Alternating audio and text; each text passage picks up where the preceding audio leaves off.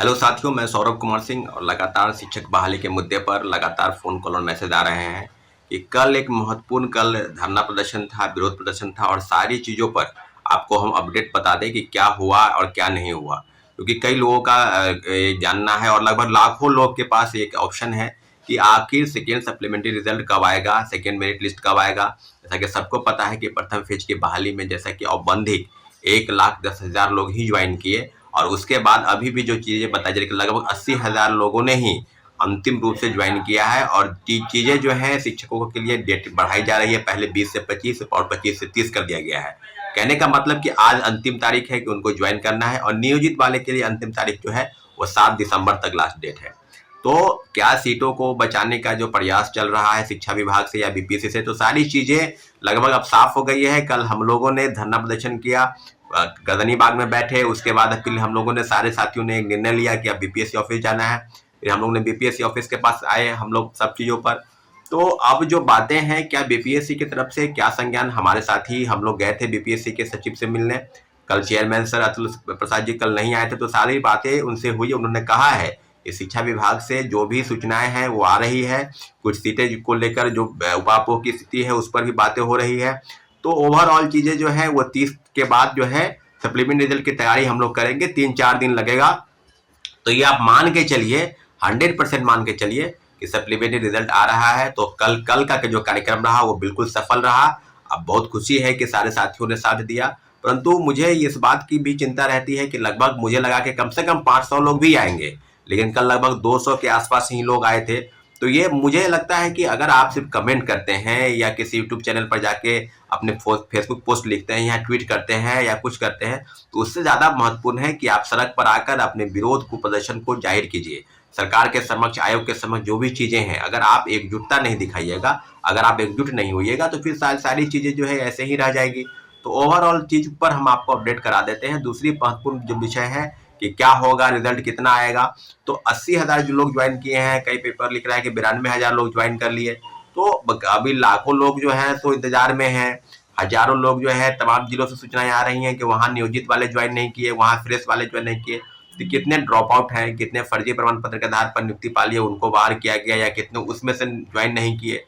तो सारी चीज़ों पर जो है वो क्लियर हो गया है। लेकिन इतना जरूर है कि बीपीएससी के सेक्रेटरी रविभूषण जी से जो बातचीत हुई वो काफी सार्थक बातचीत हुई। अब कल का प्रयास, जितने भी प्रेस के साथी हो सबको भी धन्यवाद देते हैं कि आपने जिस मजबूती के साथ सप्लीमेंट्री रिजल्ट के मामले को उठाया है और सरकार के समक्ष आपके माध्यम से सरकार तक पहुंचाने का प्रयास किया है, इसके लिए भी आपका हम शुक्रिया अदा करते हैं। और आज जितने भी 4 लीडिंग पेपर के अलावा 10 के ज्यादा अखबारों ने इसको काफी सुर्खियों से लिखा है, चाहे वो हिंदुस्तान हो, चाहे दैनिक जागरण हो, प्रभात खबर हो या तमाम न्यूज पेपर।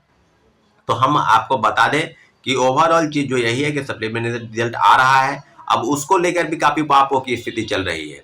एनआईओएस का क्या होगा, एनआईओएस के सुप्रीम कोर्ट का फैसला आया है तो उसका असर क्या छठे चरण पर पड़ेगा, अभी जो बहाली निकल रही है प्रथम फेज में उसमें पड़ेगा।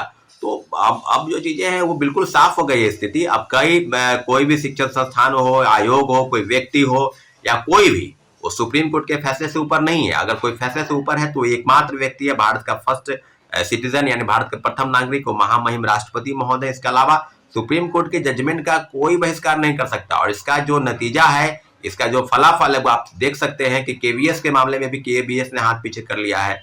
और जब प्रथम पेज की बहाली निकल रही थी तो उसमें भी एक क्लियर था डाटा, आप उसका नोटिस देख सकते हैं बीपीएससी का, जो सुप्रीम कोर्ट में एनआईओएस का मामला यानी राष्ट्रीय मुक्त शिक्षण संस्थान में जो डीएलएड है, जो 18 महीने का कोर्स है और जो 2 साल का कोर्स है, दोनों को लेकर जो भी चीजें चल रही थी, एक अनक्वेश्चन के मामले में जो चल रहा था, तो अब क्लियर हो गया है कि सुप्रीम कोर्ट का गाइडलाइन बिल्कुल आ चुका है कि एनआईओएस के मामले में सुप्रीम कोर्ट ने स्पष्ट कहा है कि हमको 2 साल का कोर्स चाहिए 1 to 5 में, यानी प्राथमिक शिक्षक बनने के लिए 18 महीने का कोर्स अमान्य होगा। और जब से यह लागू होता है तब से लेकर 2022 से ये सूचनाएं आपको बता दें कि 2022 के बाद जितने भी शिक्षक बनेंगे या बने हैं पहले, सब पर यह लागू होगा। हाँ, जो शिक्षक पहले से कार्य कर रहे हैं 2 साल से, तो उनको 5 साल के अंदर डीएलएड की डिग्री लेनी होगी। तो सब चीजों पर आपको हम पूरी अपडेट बता दिए। अब एनआईओएस के मामले में कई यूट्यूबर या कई शिक्षण संस्थान या कई ऐसे लोग हैं जो अभी भी कहते हैं कोई रास्ता बाकी है या नहीं बाकी है।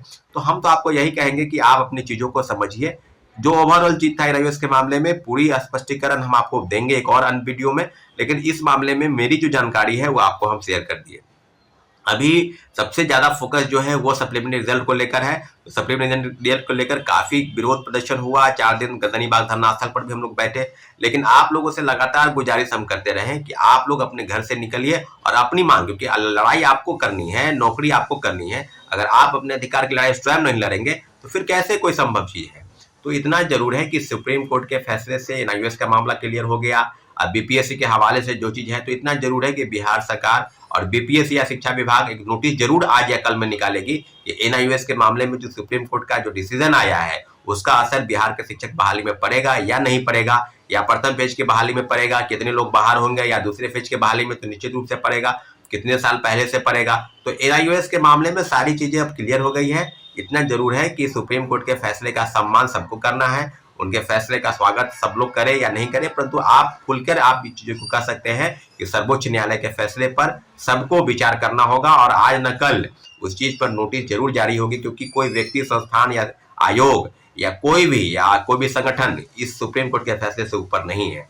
अब जो बातें हैं कि कल के फैसले से हम लोग काफी खुश हैं। उन्होंने कहा है बीपीएससी के सेक्रेटरी ने सप्लीमेंट्री रिजल्ट आएगा और हम लोग भी उम्मीद करते हैं, चेयरमैन सर के ट्वीट पर भरोसा करते हैं।